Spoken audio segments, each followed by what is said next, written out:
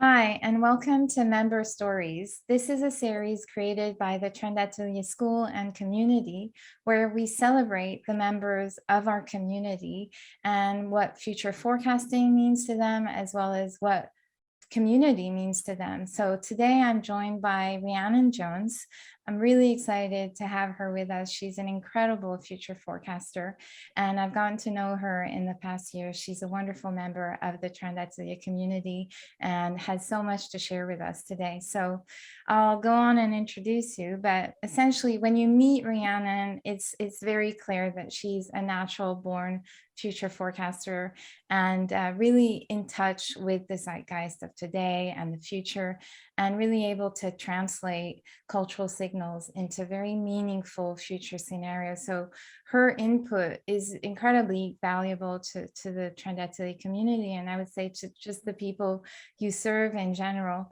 And her passion, and this is true that Rhiannon, when you meet her, is very passionate about her work and incredibly inquisitive, is really about innovating and connecting ideas, and really also connecting innovative brands, innovative people with a future consumer that is hungry for change, and really creating bespoke solutions for clients. And I that really resonates with me, because I know that when we have our sessions in the community, you're incredibly attentive to the specific needs of that moment and the specific meaning of that conversation, are really able to cut through and ask something always very meaningful that pushes the conversation forward. And I think that you really draw on this from your extensive toolkit and methodologies around future forecasting and questioning, and this has really helped you shape strategies, because this is not just about boasting about what you do, but you also have an amazing blushing portfolio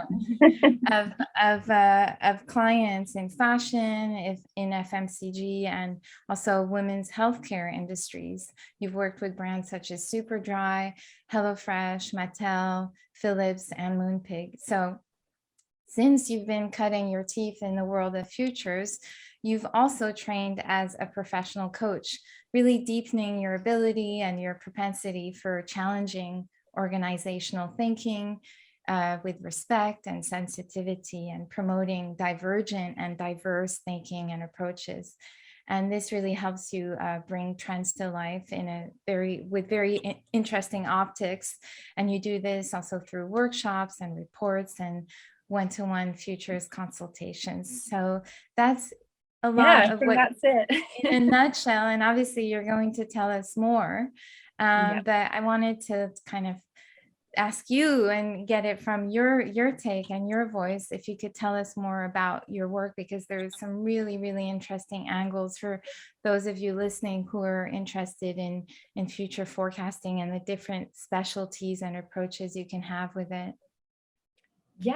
So I'll jump right in. Thank you for that lovely introduction.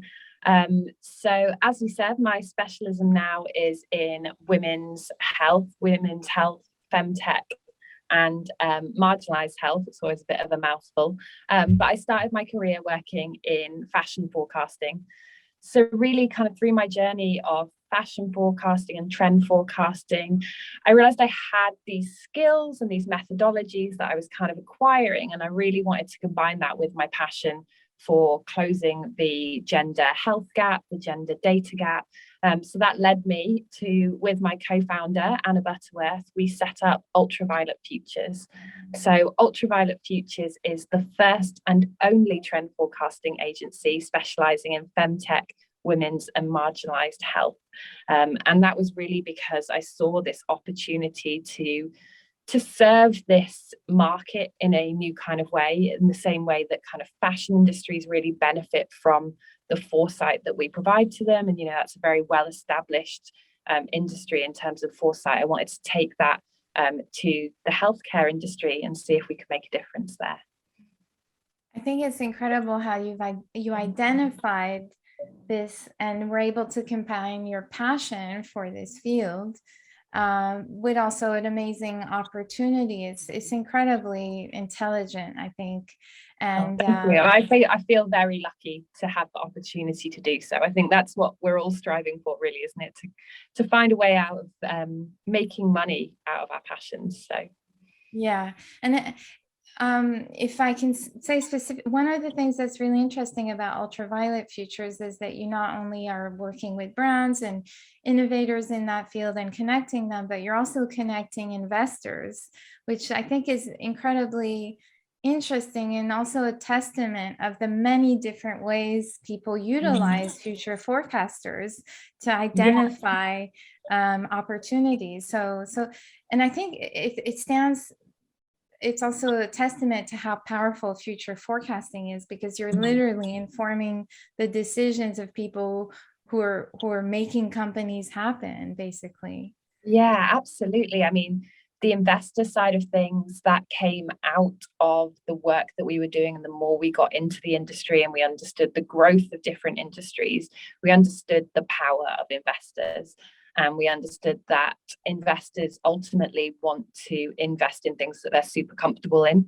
And so the biggest barrier for the growth of the FemTech industry is actually the fact that you've got a ton of male investors who don't necessarily identify or relate to the products. So we knew that, sometimes it's not because they don't want to invest, it's just they need that education. And if we can provide that vision for them of where the industry is headed and the value these brands can provide, that's really, I guess investors are just a different kind of consumer. So we're bridging a different kind of gap to maybe where I've worked in the past, which is selling a vision to, consumers and clients and everyday people. We just see them as another client that needs to get on board and understand the needs of this industry. Yeah, and you're really going to the core and helping them understand the what's really at play and the meaning of this industry, as well as the innovators that they can back up, basically, which is really, really a powerful weapon of change in a way. I mean, absolutely. So I guess, I mean, what we've talked about attests to your mission, but if you could tell us a little bit more about your mission, because we talk about that in the Trend Atelier community, because I feel that it's very much at the foundation of our work. If it's just to chase forecasting because it's a cool job or because we think we can make money from it, that is not really sustainable. And long term, we need to feel like we have a mission. So if you could tell us a bit more about yours. Yeah, I guess our mission, the mission of Ultraviolet, and also my personal mission, is very much about being able to help people envision a future where the needs of women and marginalised groups are met. So those needs could be around healthcare. Ultimately, I believe in the wider kind of more holistic view of how we improve women's health, which includes, FinTech innovation and innovation kind of as a whole, because health is so reliant on, our general well-being. And so we try and include all different industries in that. But ultimately, we see it that you've got consumers over here, you've got innovators over here, and you've got investors here. And our job really is to bring them all together and align them under one vision for the future, or, one set of future visions, I guess, in order to just keep pushing the needle forward and, get the innovation that we so badly need.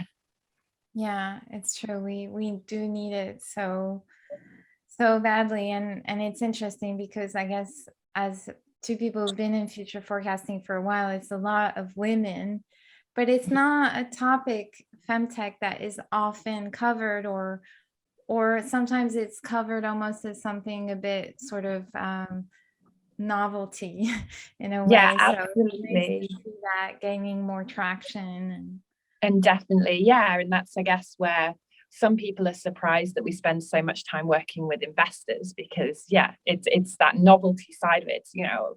it's nice to know what the future looks like, but actually when we're talking to investors, we realize that it's not just nice, it's really, really valuable. And it can make the difference between, them investing, small angel amounts up to kind of, we're seeing kind of 3 million being invested in some of the big healthcare clinics that are making a real difference or serving marginalised groups. And that's absolutely game changing. And we're really proud to be playing a role in that.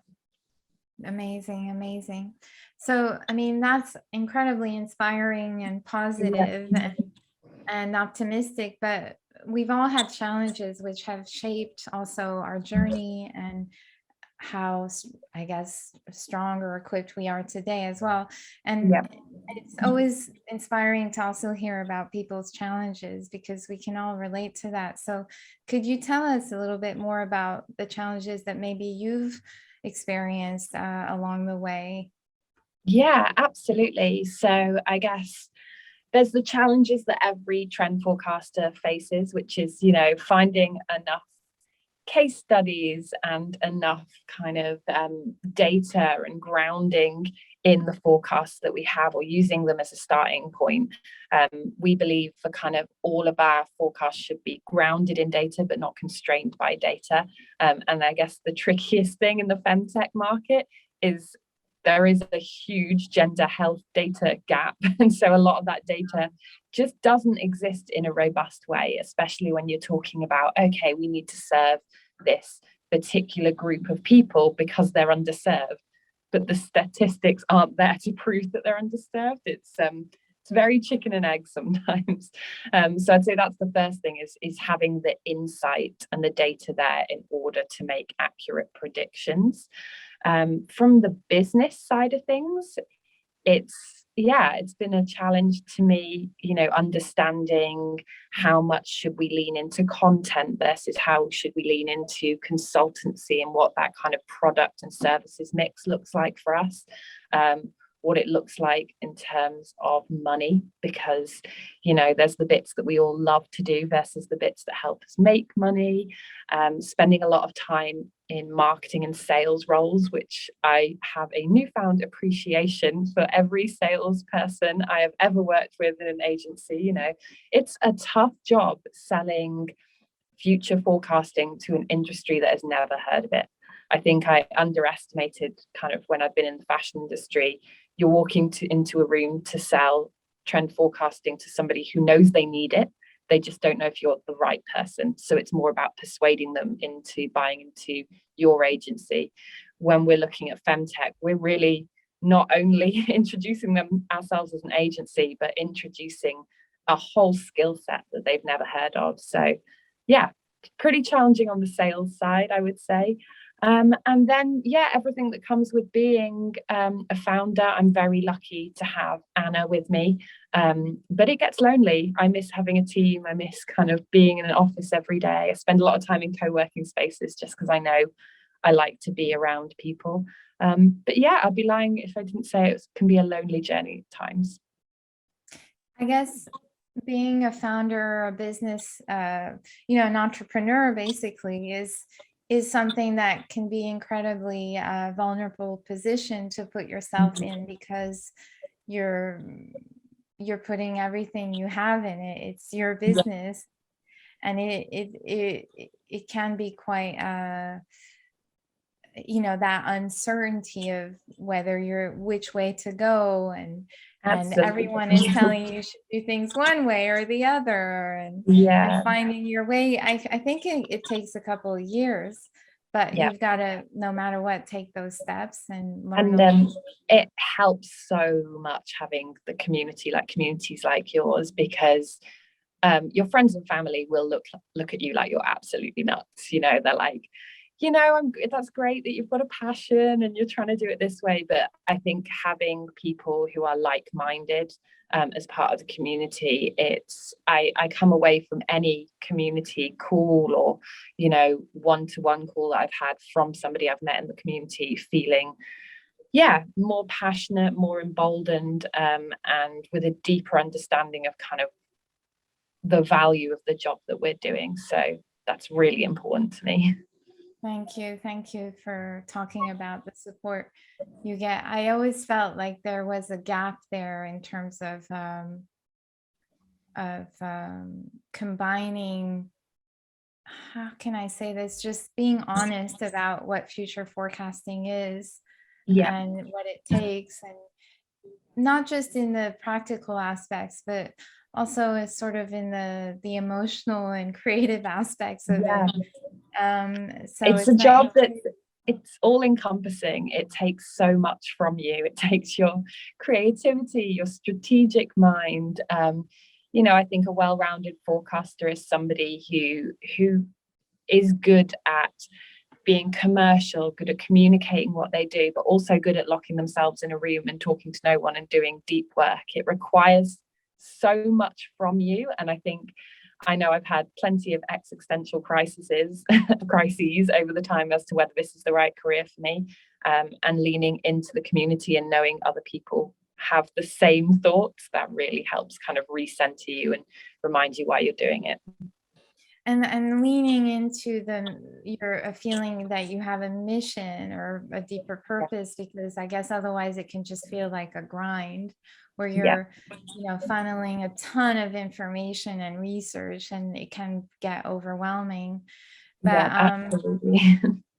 but I guess my final question to you is if you could tell us a little bit about what you're working on, or what's next. It's the beginning of 2022. Yeah. We've had 2 massive years behind us. Like, what's next, do you feel like, for you and Ultraviolet Futures?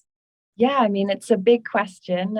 I joined the community kickoff for 2022 planning in December, and that threw me into a little bit of a spin. I don't think I was ready for it at that point, but I've very much been reflecting on it since. I've got the light gone off in here. But ultimately, yeah, growing Ultraviolet Futures, understanding where the opportunities are for us there, continuing to work with other people, whether that's through the Trend Atelier community or the wider Futures community, and just develop my methodologies, develop my expertise, and hopefully giving back a little bit more this year. In a sense, I give back through my work, but I used to do a lot more charity work and work for nonprofits. So that's something I'm passionate about doing, that's kind of fallen by the wayside during the pandemic.